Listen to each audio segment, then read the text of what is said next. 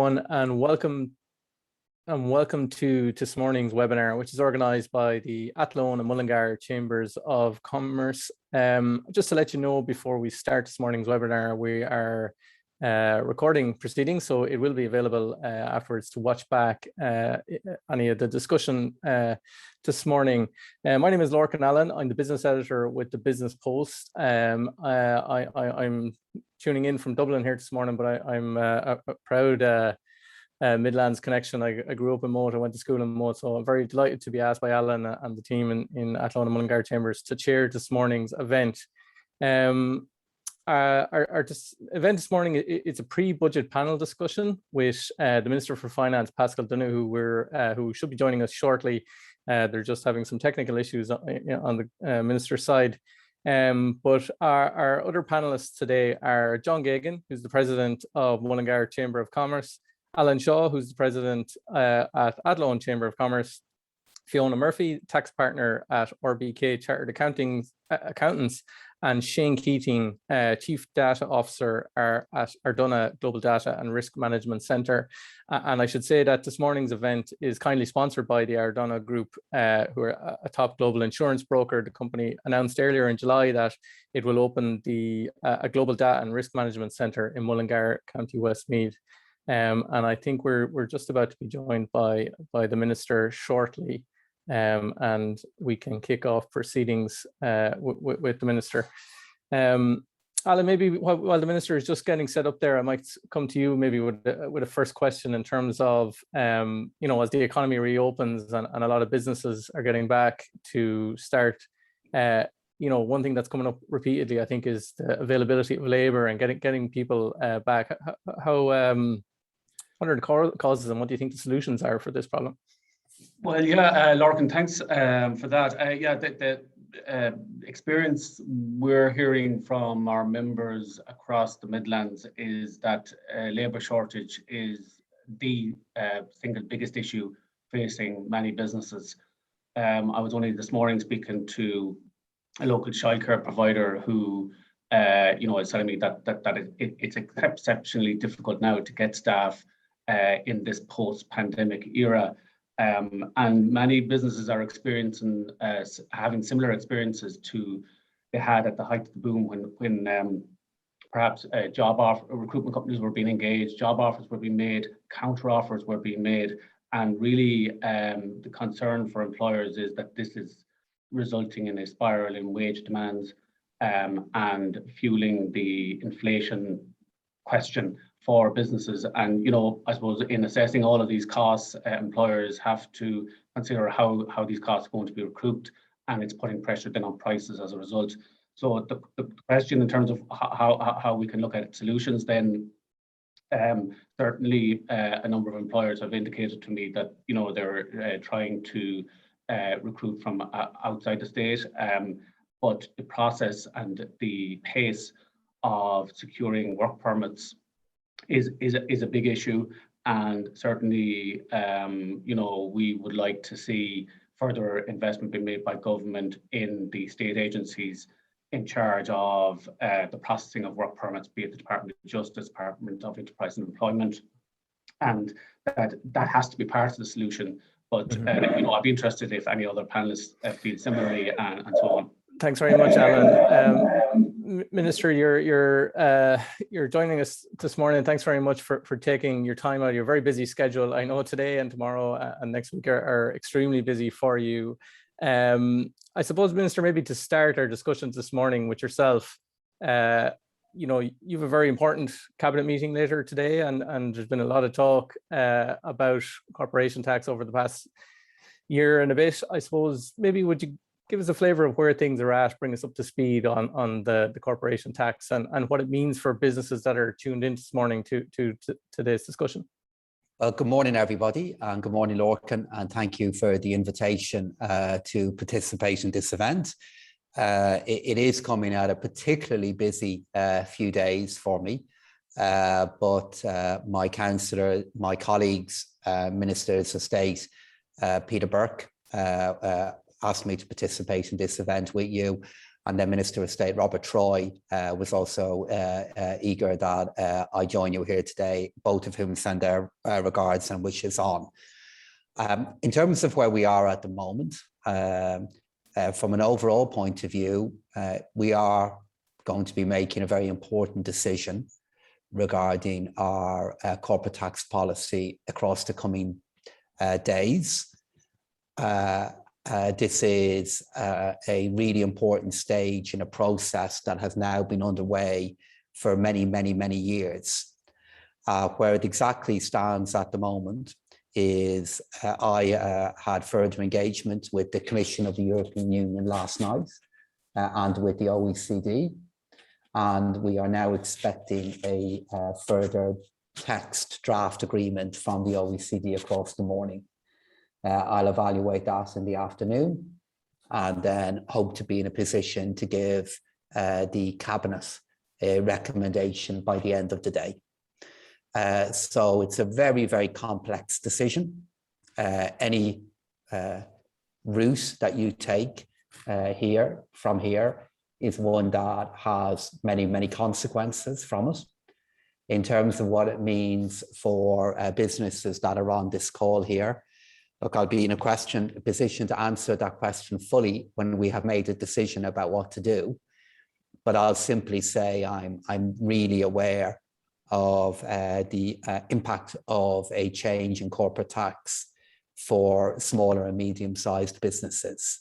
Many, many other jurisdictions, have different rates and different ways of taxing businesses, depending on their scale or their size. Here in Ireland, we by and large have one tax for doing it. And I am aware of the sensitivity of that, particularly for domestic employers, but we'll be in a position to, I hope, give a fuller and more detailed perspective on that later on today. Okay, and thank you very much, Minister, for that, bringing us up to speed on where things are at. Fiona Murphy, tax partner at RBK, if I could come to you, from your perspective, dealing with your clients, is there concern out there about these tax changes, or what might it mean for small and medium businesses maybe that you deal with? Yeah, no, thank you, Minister, for joining us today. Absolutely, the change in the rate is definitely on minds of all our clients, and some of it is stemming from the uncertainty that brings.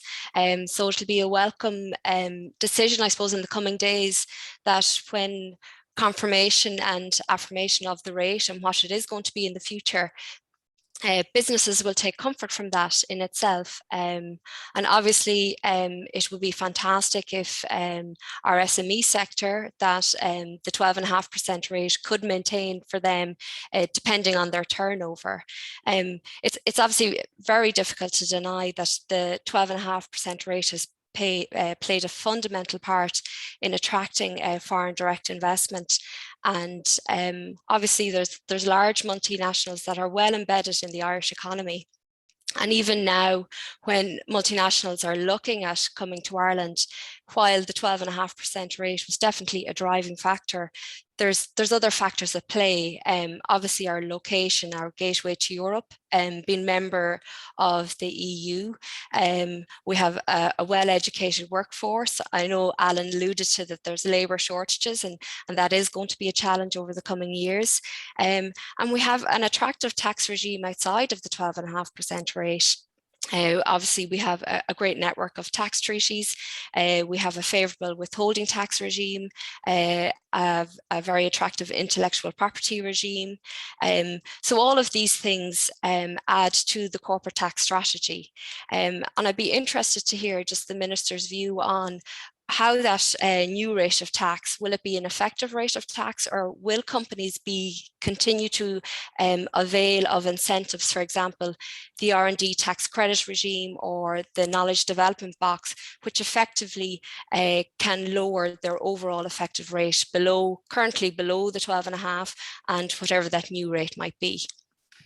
So that is a question that, again, I'll be in a position to answer, Fiona, when we are clear on where we stand with the latest OECD text. I'm really clear on the importance of the R&D tax credit.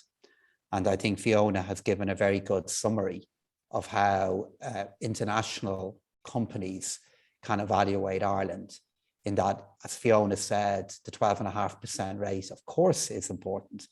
I've been making the case for that rate now for years myself. So, of course, it is important and has been really important in our past. It is, however, now one of a number of things that employers do look at if they are deciding to create jobs here in Ireland or keep jobs here in Ireland. It's one of a number of things. And even the way, Fiona noted, even within our tax policy, the rate itself, of course, is critical. But two things that sit beside it that are also really important is stability in the future, because what has such a negative effect on businesses is not at times the rate they're going to pay today, it's what they think they're going to be paying tomorrow, and being absolutely clear on that, number one. And then number two, sitting alongside the rate, the various credits that we have in place and our tax treaties and our processes for resolving issues and for giving investors stability. And it's only when you're involved in winning investment into our country or helping companies scale up that you realize the importance of these things within tax policy. So Fiona, I hope at the end of the day and in the coming days, some of those issues will certainly become clearer. But even after today, regardless of what decision we take, there's a lot of work and many bridges to cross once we deal with the decision in front of us. So I think just listening to there, it kind of underlines the sensitivities and the delicacy of the negotiations that have gone on over the last, well, it's been going on for a long time, but it really intensified over the last year.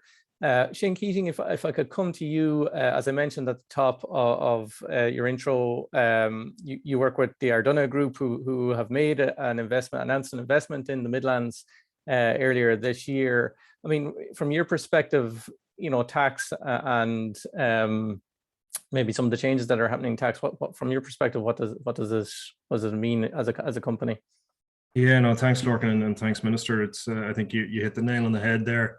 We're delighted to be setting up and bringing the jobs to Mullingar, and it really is. It's around that stability and certainty. I'm just back from meeting with our leadership team in the UK over the last couple of days. We're forecasting out. So when we're planning a 3 to 5 year cycle ahead.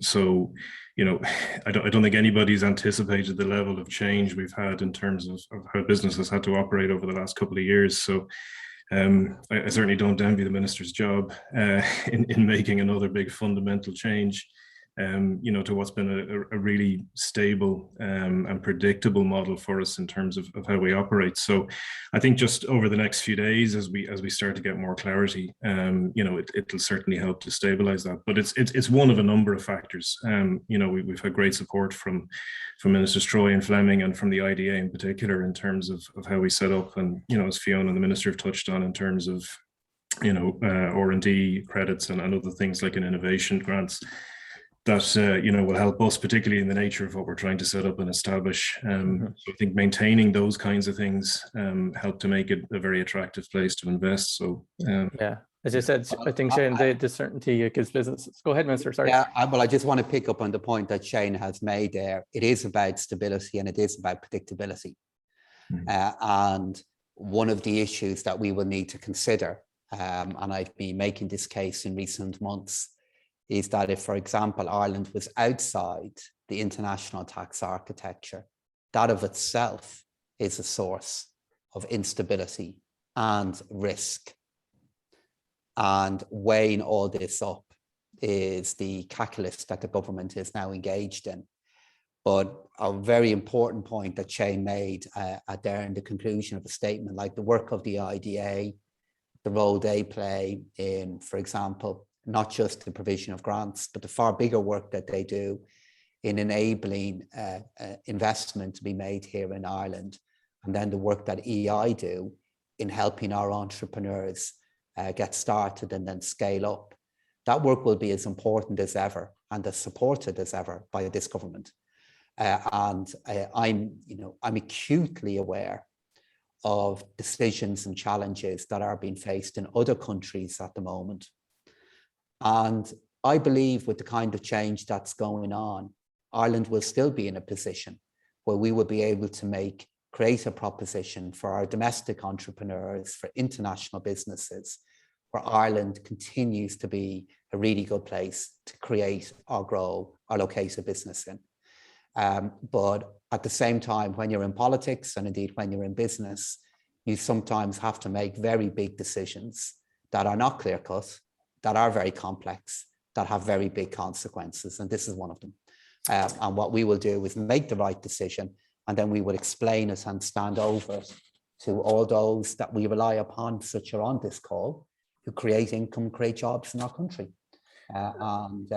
You need to know where you stand, and we're going to do our very best to give you that clarity in the coming period. Minister, obviously, if there's some changes to our corporate tax rate, it does kind of erode potentially into some of our competitiveness in the country. And it's not the only thing. We've had Brexit has been a big shock, obviously, to the Irish economy, with our nearest neighbour, largest trading partner leaving the European Union. You're also seeing the inflation that's going on at the minute across materials prices and different sectors of the economy, and also the supply chain issues. You'll be announcing the budget next week. Are there any measures in there to try and, I suppose, keep Ireland competitive from a business perspective that you can maybe shed some light on? Oh, of course there will be. And I mean, if I pick up a few of the matters that myself and Minister Michael McGrath have already talked about. So firstly, this will be a budget that will really actively assist in trying to transform a very strong rebound into a recovery that is sustainable. And if I look at the challenges that we're facing, and I've the privilege of being able to discuss and review these matters with colleagues in Europe every month, and in fact, I did it on Monday in Luxembourg. It's really extraordinary, the change that has all happened to us in the last 6 months. And it's incredible how common our challenges are now across Europe. So if I had been on this call with you in January, and bear in mind at the end of January, we had 485,000 people on the PUP. If we had said to each other that by October, we would be having discussions about labour market shortages, when in January, we were confronting the risk of mass unemployment again, we would have thought simply that's a swing that's just too big to happen over 9 months. And it has happened. And if you think of where we were in December of last year, not to mention March to June of last year, to be in a position now where we're seeing domestic demand at the level it is really a remarkable change. The economic supports that we put in place have really helped make that happen. EWIS, pandemic unemployment payment, are the foundations of our economic recovery. But the things that we're going to be looking at in the budget on Tuesday will be, number one, the level of capital investment within our economy. I'm acutely aware of how some of the risks that are developing at the moment could yet be a source of risk to a recovery. For example, where we are with inflation, where we are with the supply of homes. So how we have the right level of capital investment in our economy, number one. Number two, how we can help our public services cope with the pent-up pressure they are now facing. For many of you may be aware of the challenges that our hospitals are facing at the moment, and how we can help them deal with the challenges that are there. And then number three, and I can't go into any detail on this, but each budget, we always look at things within our business taxation code to see if there are areas of support and help that we can give. And this budget will be no different. So there's an array of things that over the weekend we will conclude on. And of course, like any budget, Lorcan, there'll be many people that say it doesn't go far enough. There'll be an equal number of people that say it's gone too far. Everybody will evaluate it through their own particular needs and find it wanting. but it's my job to make the case in the round, as it is Michael McGrath's and the government's. And we're going to be able to do that when we stand up to deliver the budget next Tuesday morning. I'm sure plenty of our viewers here this morning will be watching closely. Minister, if I could come to both of our presidents of the Mullingar Chamber and the Athlone Chamber. John Geoghegan, you're president of Mullingar Chamber of Commerce. We mentioned things like Brexit and inflation, high level issues. But how do those things manifest themselves locally? What are you hearing from your members on the ground? It's really staff shortages and mobilising post-COVID. It's the economy, where it goes at the end of COVID-19, and people getting back into business properly and getting into the swing of things. Like in the construction sector is probably the worst affected, I would think. Labour rates are going through the roof. It's very hard to get people and retain people. It's the first time in years I've heard of fellas coming from Moldova on Ryanair flights to work on jobs in Navan, over the course of a weekend. It's incredible. And the market is very tight. I think labour is a big thing, and it's how we unlock. I think the minister nailed it there. When you look at the unemployment figures in January to now, and when you think about the next 6 months, like we're going to be post-COVID, post-corporate tax decision, and we're post-Brexit. And Ireland probably is one of the best positioned economies, I think, to grow and develop. And we've an excellent team in charge right now. And it's just to keep going on that road. And the capacity issues are there, housing, staff shortages, and those items are the key issues. But it's not rocket science. We just need to get on with it, Mm-hmm. Alan, sorry, Minister. If I could just add to what John has said there, and just to say, Lorcan, I've around 10 more minutes. Yeah, I hope you bear with me with the day I'm having and what's yet to come, that I have to head off. The one point I just want to develop on John's summary there is where we are with Brexit. When we were having a discussion here this morning about the various uncertainties and how we're looking to manage them, our country, there'll be many on this call who've lost a loved one. Maybe their own health has been affected. The health of somebody dear to them has been affected. So I always have to cushion or couch what I'm about to say with that context. But our country, through our vaccination program, through the way we follow public health guidance, we faced as big a test as you can find and imagine. And we really measured up against that. And I really believe with the decisions that we'll make soon about booster campaigns, the decision we're going to make in the run up to October the 22nd, I think we'll be able to offer a lot more certainty on this disease than we've ever been able to offer. Mm-hmm. Likewise, the corporate tax, we'll be able to answer many of your questions soon. I think the area, though, we need to continue to very actively monitor is the impact of Brexit. Because as all your viewers will know, for example, when it comes to the UK by and large have not put in place many of the systems around their own borders yet that we would have expected them to have done. They haven't done it. And we need to be really super alert, particularly to our agri-food sector, which I'd pick, really would, give a particular recognition to about, what kind of risks does that create? How can we help and so on? We've done an amazing job and with our transport sector, our haulage sector, changing routes into Europe, creating new capacity. But there's still challenges there. And that's in the different points that John has made. That's certainly one that I think we'll need to keep a really close eye on as we move into 2022. Yeah. Alan Shaw, you're president of Athlone Chamber of Commerce. We might, last week the government announced a record capital investment program, its development plan for the next decade. I mean, for the Midlands, what would you like to see in terms of capital investment, or are there areas that you think that need investment for that region of the country? Thanks, Lorcan. Yeah, like with all these things, it's all about planning and strategic planning and looking ahead. And a number of years back, we had the National Planning Framework, Ireland 2040. And that set the roadmap, I suppose, into the future. And we were, I suppose, particularly pleased and impressed in the Midland region that there was a definitive decision made that Athlone would be identified as a specific growth town among others in the country, and that would help the government drive investment into the area and into the region, and that would help with a balanced national growth in terms of pulling away some of the intensity that happens in Dublin on an ongoing basis and helping to rebalance the growth pattern across the country.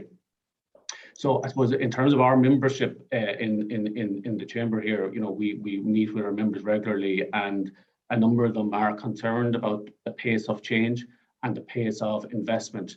You know, investment, what we're talking about here is building the road infrastructure around the town of Athlone, opening up swathes of land for housing, building, for business expansion, for entities like IDA to be able to build advanced factories and so on. And we would really like to see an intensification of the investment pace in the Athlone area to, I suppose, implement effectively what has been agreed in the past. And you know, the investments need to continue right throughout the Midland region. But if we are to really tackle and not go back to the pre-pandemic era where the M50 was simply clogged with traffic and people were commuting half their lives on the roads in this track to Dublin. So we would like to see, you know, in the national budget and the annual budgets, that there is an intensification of the investment in the Athlone area as part of that national planning framework. Thanks, Alan. Minister, conscious of your time, maybe you might just address maybe some of the national development plan that was announced last week for the Midlands, maybe, and any final remarks you might have before you have to leave us. It's in an effort to provide that confidence that we did publish the national development plan last week. I was the author of the last one. And I know just how difficult these processes are and the many competing demands that are there. But what we are looking to do is to respond back to the kind of issue that Alan identified there, where we can give certainty that really important investments all over our country are going to go ahead in a way that is consistent with the national planning framework. And I would make the case to your viewers here this morning that the plan last week did do that. But equally, what we now need to do, to kind of borrow something that John said there a moment ago, is we do need to get on and do it now. And we need to turn this into a reality. And you know, the challenges that we have, I think, will be well understood by many of you. I've heard you all talk about labour market shortages, heard you all talk about cost. They're there for the state as well. But on the other hand, the state has the capacity to manage them because of how big a procurer we are in a way that many smaller enterprises don't. So we need to now turn the plan of last week into a reality. And I and Michael McGrath are completely committed to doing that, and we will be making that happen. And then if I could just say in conclusion, with all that is going on today, I still did want to honour my commitment to be with you. And the reason for that is amidst the many big decisions and macro things you'll be hearing plenty about, you know, the lifeblood of our economy, our businesses of all sizes, all scale, located all across our country. And I know in the viewers that are on this call here today, they make every bit as important a contribution to the growth of our country and the protection of our society as some of the larger employers and companies you might be hearing more about later on, or of course the next few days. So I'm sorry I can't be with you in person. I think the only silver lining of the dreadful 18 months we've been through is we can be a little bit more effective sometimes with our time in being able to do things like this. But I visited, you know, I've been in both Athlone and Mullingar tons of times in previous jobs personally. And, you know, I can't wait to get out and about again.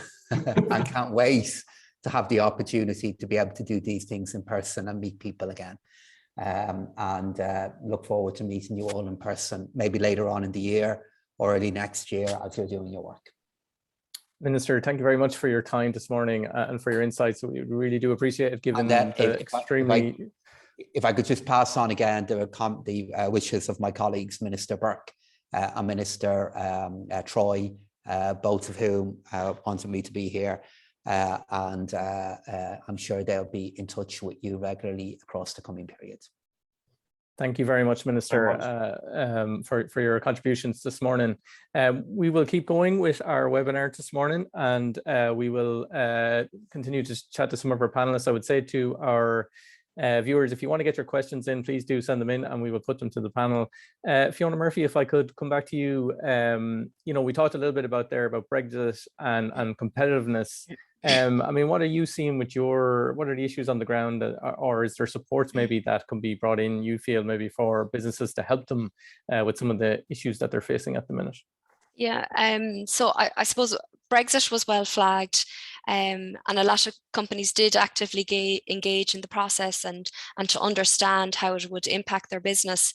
And I suppose from a tax perspective, the two main issues were probably going to be VAT and customs, but people have got a handle on those, and it's probably more the commercial and the administrative issues that they've encountered as a result of Brexit, that there's a lot more administration, even with transporting your goods, bringing them across from Ireland to the UK and vice versa.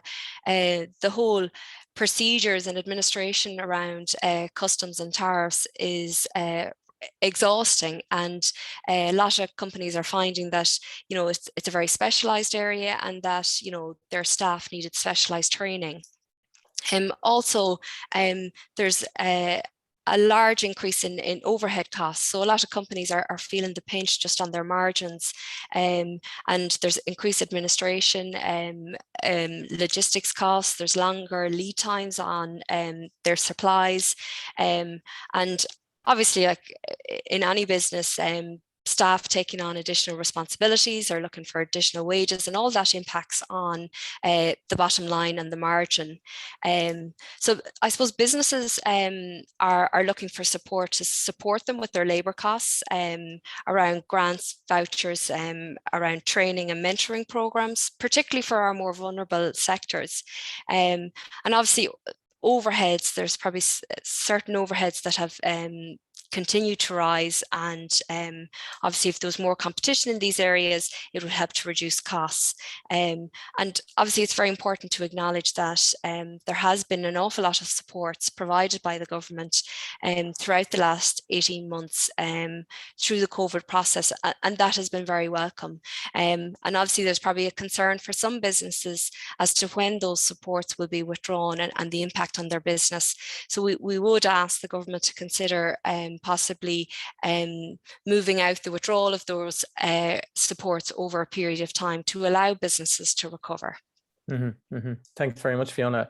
John, if I could come back to you on, I think we might move on to talk about something about the green agenda and the decarbonisation of our economy. I think it's a very important area, and it's going to feature a lot. I mean, there was a lot announced in the development plan last week about public transport and things like that, but for the rural economy, for places like the Midlands, a lot of people are still very dependent on their cars and as a means of transport. I mean, would you be worried about carbon taxes and what it's going to do for the cost for people to move around?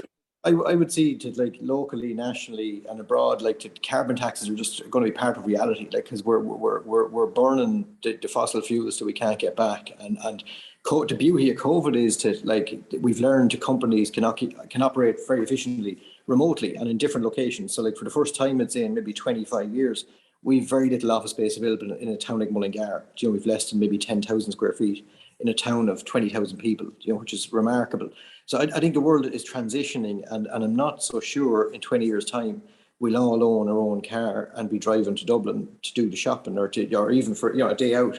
I can see a resurgence in public transport, in electric-driven trains to connect towns and cities, and I can see us going back maybe 100 years in terms of how we commute between towns and cities, because it's completely unsustainable to use cars. I love my own car more than most people, let's say, but it's just not going to happen in the future. We're changing at a pace that's astronomical, and we have to, because the whole system is shutting down. You see 100 people died in Germany last summer, from a flash flood, and the Germans are feeling it now, and it's going to come down the food chain to every town in Europe.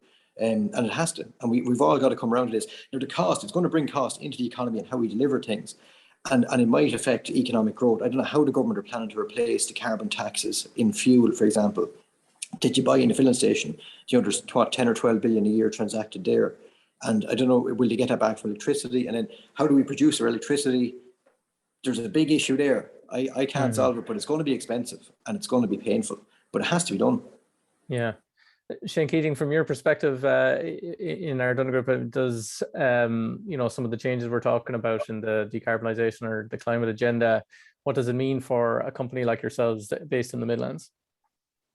I think in many ways, just touching on some of that development stuff, you know, we're hoping for a big, if there's ever to have been a benefit of something like COVID, you know, a post-COVID bounce where people are just reconsidering how they're doing things. And to the points some of the panel were making earlier, you know, people have no interest in getting in a car at 5:30 in the morning to drive to Dublin anymore.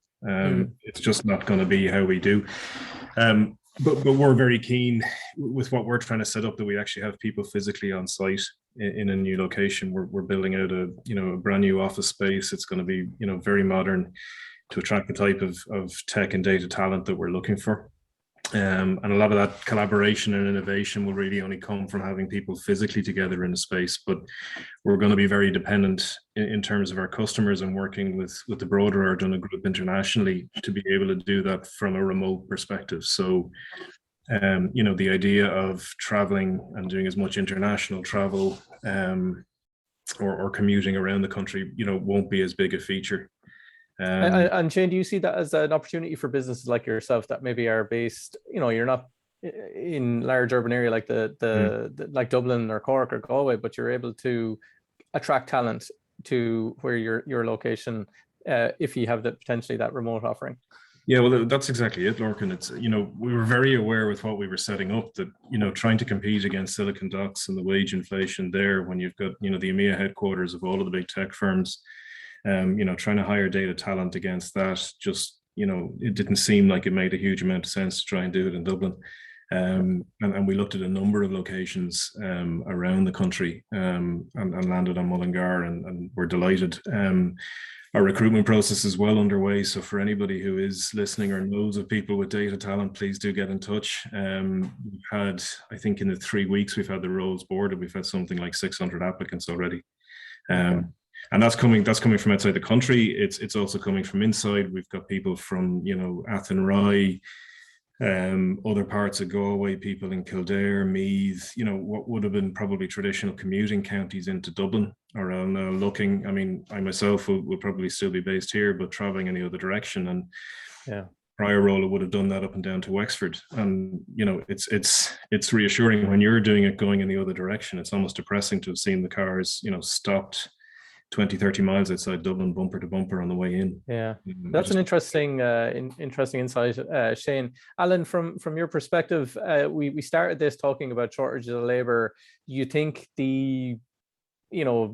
what COVID has done in terms of remote working and people looking to get out of cities, I think, you know, there's a bit of a reverse of that. Is that an opportunity for places like the Midlands and rural areas to capitalise on having more high-skilled workers coming back into the local communities and not leaving for the cities? Yeah, that's the trend. So I totally agree with what's been said before. In fact, in Athlone Chamber, we're currently embarking on a feasibility study for identifying the needs for a co-working hub in Athlone, based in our town centre area. We're working closely with Tooth University in Athlone and Westmeath County Council in relation to that project and outside consultants. That project hopefully will feed into what we're just discussing, which is identifying spaces for workers who may well be employed in the Dublin region but can base themselves in Athlone. It's in close proximity to public transport, buses, trains, and so on. So this is the way forward. I think COVID has transformed the way in which business is done, and I think employers are very keen to hold on to that, hold on to the good parts, as Chambers of Commerce, we'll certainly be working with our members to try and facilitate that in any way we can. That's part of what we're about. And Alan, as an Athlone native, how important do you think the recent designation of Athlone, the university status in Athlone, will help that sort of as well attraction of talent or development of talent? Yeah, so I recently attended the launch of TOOS, and there we witnessed the new president, Professor Vincent Conan, speak to us about his vision for TOOS and I suppose the contribution it's going to make to the Midland region and the collaboration across six different campuses. So it's really bringing the Midlands together as a union, including Limerick, former Limerick AIT, and there's no doubt about it that the advantages that brings to employers in the region is going to change things. It's a game changer, really, and in terms of attracting foreign direct investment. Can you imagine the conversations around? We have a local university in Athlone, local to Mullingar, local to all the towns in the region. And that conversation has transformed, has changed for IDA, and it should make things much easier in terms of attracting that level of investment. So it's really positive, Lorcan. Yeah, that's good. If I could maybe Lorcan, just add to that, it was a fundamental factor in our decision to locate where we've chosen to do so was the engagement that the IDA facilitated with TOOS. We've had a couple of conversations now in relation to their data analytics programs, their sponsored research arrangements and everything else, and that's going to be key for us as a pipeline of talent over the next number of years as we grow out the centre. So things like that and having that infrastructure in place is absolutely critical to attracting the investment. Yeah, that's very interesting. That that was a part of your decision-making process, the companies, when it was making that bit. Fiona, you were going to come in there? Yeah, I was just going to make one point. Obviously, as a result of COVID, how we work has fundamentally changed. And for certain sectors, obviously there's businesses, they need their staff on the ground. But say for professional services or even for tech companies, now their employees can probably carry out their work from any location. They're logging into a computer, and that in itself brings challenges to recruit staff. And yes, it's lovely. You see people moving back to the Midlands or buying their houses outside of Dublin, but they can continue to work for their employer in Dublin. And obviously you're now competing in a Dublin market and trying to be competitive and to offer competitive packages. So for some industries, I would say that where remote working is a very viable option, it's going to make it increasingly more difficult to recruit staff across the country.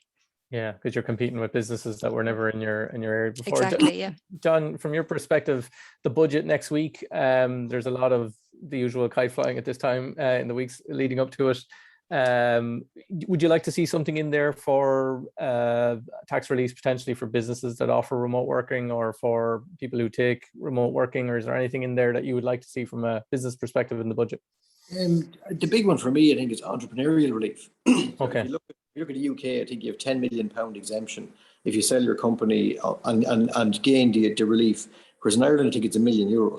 So like we're miles off there. Like, and I think we got to balance that up. I was going to say it earlier on that I think it's a big driver for young people with big ideas. And this is what really worries me. That if you're a young lad with a smart concept, you're going to move to London, or you're going to move to Bath or to somewhere in the UK and set up your company. And we might miss people here for the sake of €9 million exemption, and for the sake of £3 million of tax. We might miss 10 businesses in the next 10 years, who could sell for 100 million a piece. I mean, that'd be one thing I'd see. On the other stuff then, like, look, there's a load of exemptions there and all sorts of allowances for working from home. I think the market kind of dictates at the end of the day. I wouldn't be interfering too much with that stuff.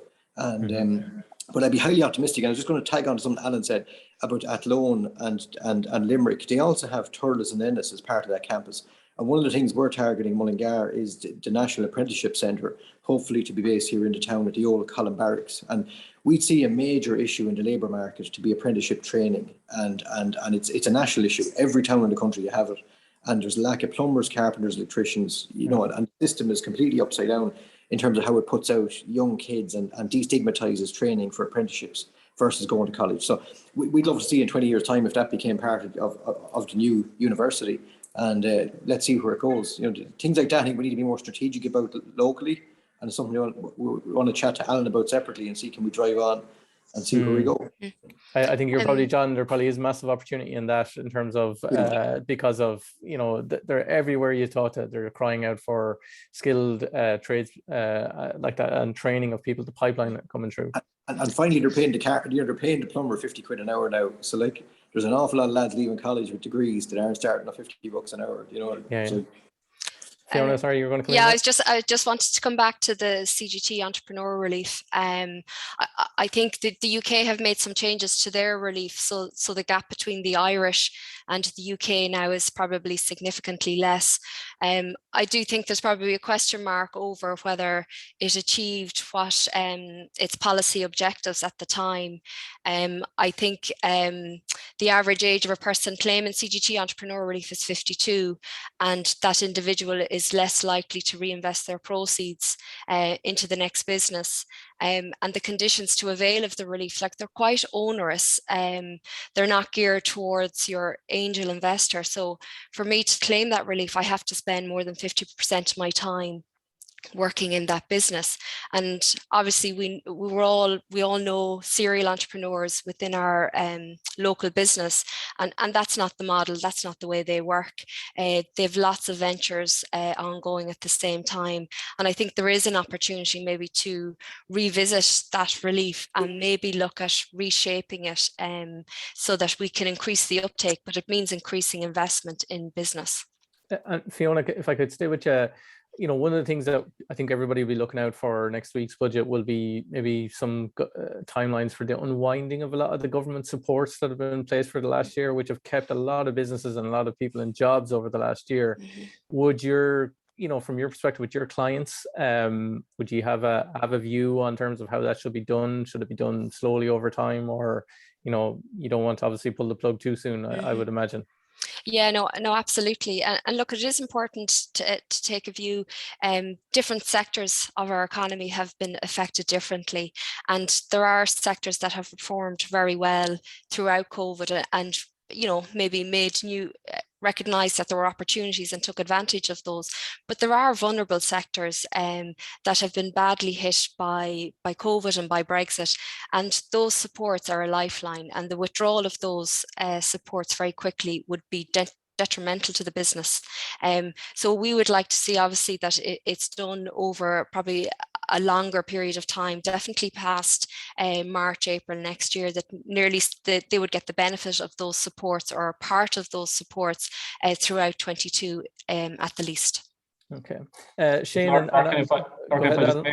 it is also just there is also a point there that we'd have a small number of members, but an important group of members involved in the tourism sector, where they availed of the EWSS scheme, with the wage support scheme, and it relates to a particular part of their business that they commenced just prior to November 2019, and the rules around qualifying for the EWSS are particularly unfair to them, and they had only commenced trading in I think it was August, September of 2019, and they have been excluded from the supports, and it was a particularly new business that they had started up, and I think there has been some approaches made to the minister to review that, and because it was set up in a manner that was designed to support businesses, and the revenue commissioners took a particularly generous view in terms of how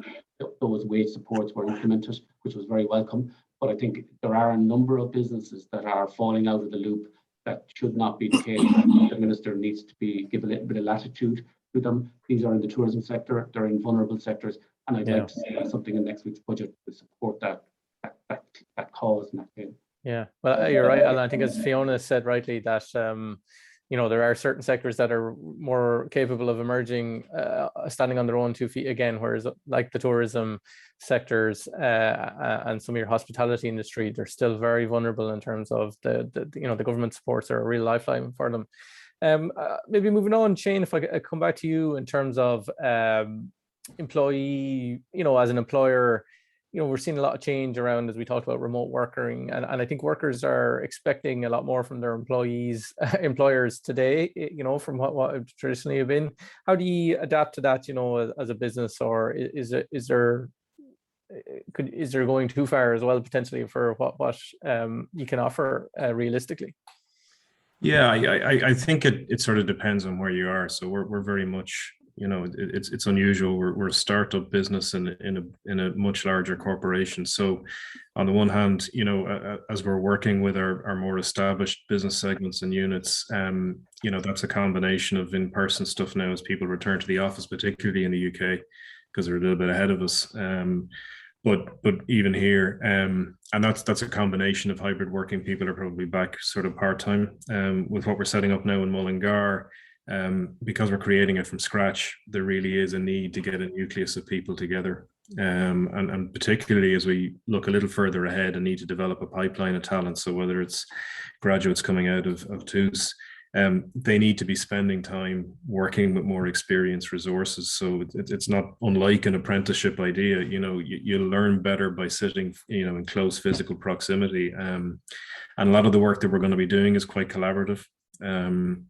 And the importance around innovation and collaboration and sharing of ideas, it's the informal conversations as opposed to, something that you've specified and designed and can just go and build, where you're effectively focusing on just standardized widgets. A lot of what we want in particularly in looking at the data space is, what do we not know and what can we uncover? And sometimes that, really only comes about from having people physically together. So certainly our focus for the center early on will be having people predominantly based in the office, but we'll absolutely, expect to and would want to be able to facilitate, a combination and a hybrid sort of model, because people are just going to expect it now.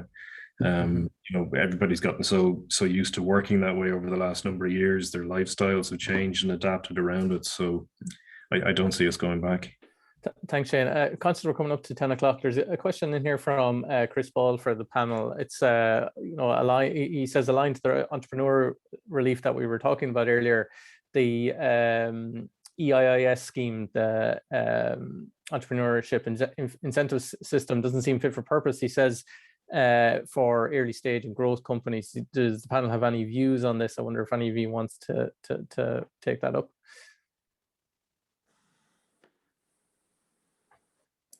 Fiona.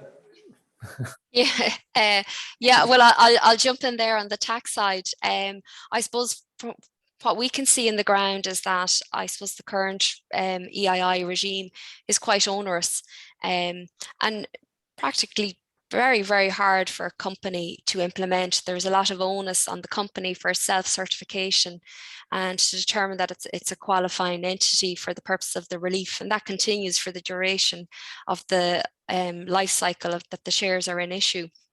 So a lot of companies, we feel, that have probably shied away from it, or that the initial upfront cost of trying to implement EII is just too onerous, and they've probably moved away from it and looked at other sources of finances. So we would see probably, we get asked a lot of questions about it. We get asked, can I do it? What do I need to do? And then once we explore it and probably cost it out for them to tell them what it's going to cost to actually implement it, they decide, well, look, I think there's a cheaper way for me to get that same finance.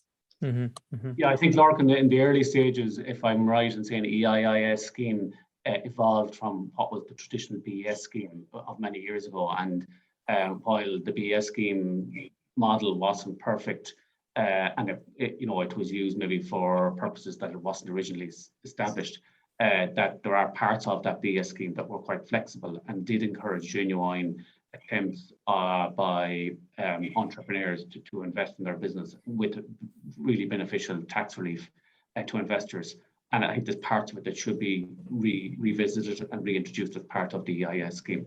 Mm-hmm. So I would share the views of Chris in that regard. John, are you going to come in there?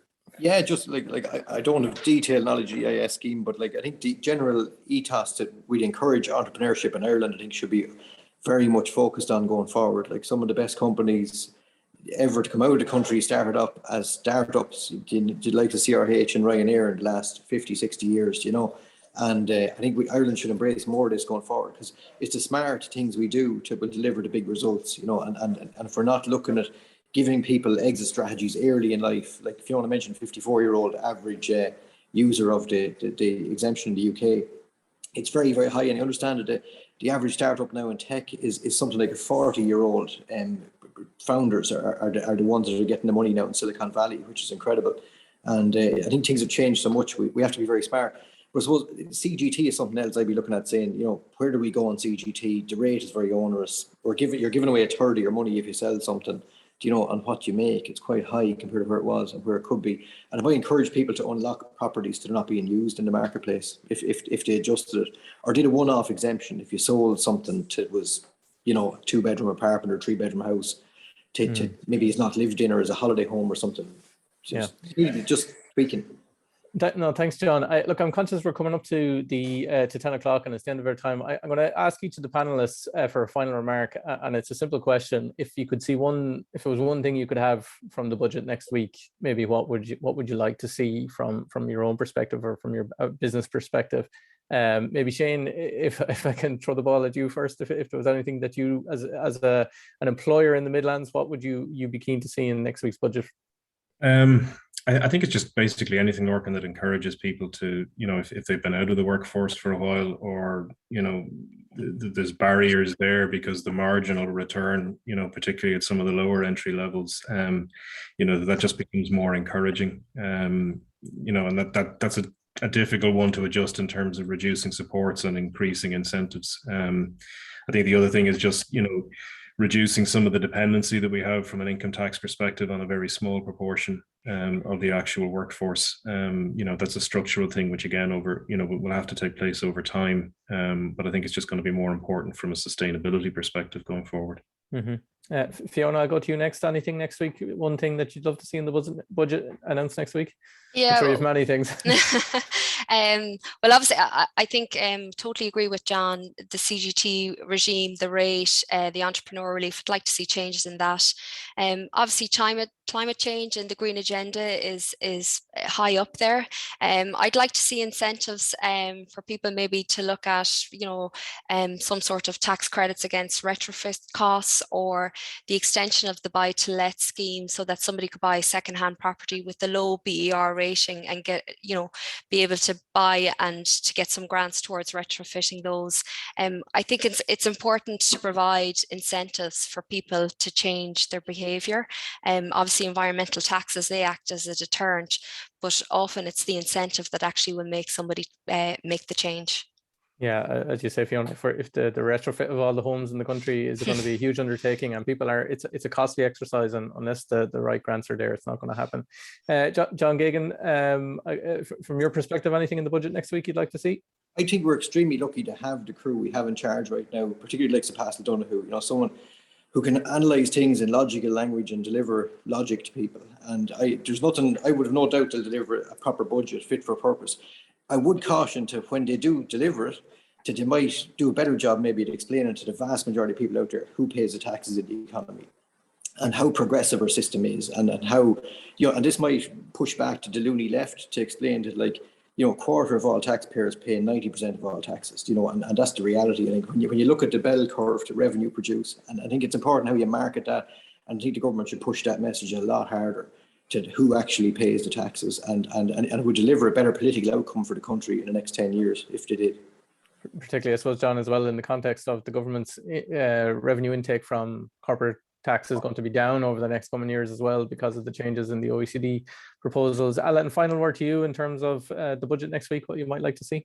Yeah, I'd like to see, I think there has to be significant action on significant changes on climate action, particularly through the incentives, as Fiona mentioned earlier. I think that's really important. It needs to be more the carrot rather than the stick in terms of changing people's habits. And the second thing is the labour shortage. Government needs to tackle. There are measures that can take to resource the departments where work permits are being processed and so on, to make it easier for employees, new employees, to enter the market. And the last thing is we need to protect our tourism industry. Athlone in particular, I think benefit strongly from the tourism trade, and I'd like to see additional measures brought in, like EWSS, to protect those that have been left out. Thanks very much, Alan. And at this point, I'm going to conclude the session, and I'm going to pass it back to you, Alan, just to wrap up things. Yeah. And look, thanks very much for having me as well here this morning. Thanks very much, Lorcan. And I just want to use this opportunity to thank Lorcan and the Business Post for giving your time this morning. And you were more than happy to do so. And we're delighted that was the case, particularly having someone, as I call it, a local on board. So thanks again, Lorcan and the Business Post, for your time. And I'll now hand over to John just to say the final goodbyes. Thanks. Yeah, look, I'd just like to thank Peter Burke and Robert Troy for facilitating this morning, and for getting Paschal Donohoe on the call. I think it's a remarkable achievement for the two chambers to have got such a proper, prominent national and international politician to address us. And I'd like to thank Ardonagh Group for sponsoring today. Shane, really appreciate your support on that. It really helps.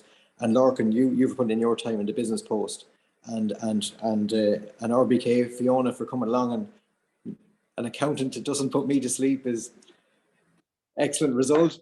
And thanks very much for coming along and dialing in. And Athlone Chamber, thanks for the cooperation over the last 2 years. It's been absolutely outstanding, and I hope we can continue that for as long as possible. And people for dialing in, I hope you enjoyed the chat this morning. We think it was a good format, informal, general discussion. Thanks very much. Thank you. Goodbye. Thanks, everyone.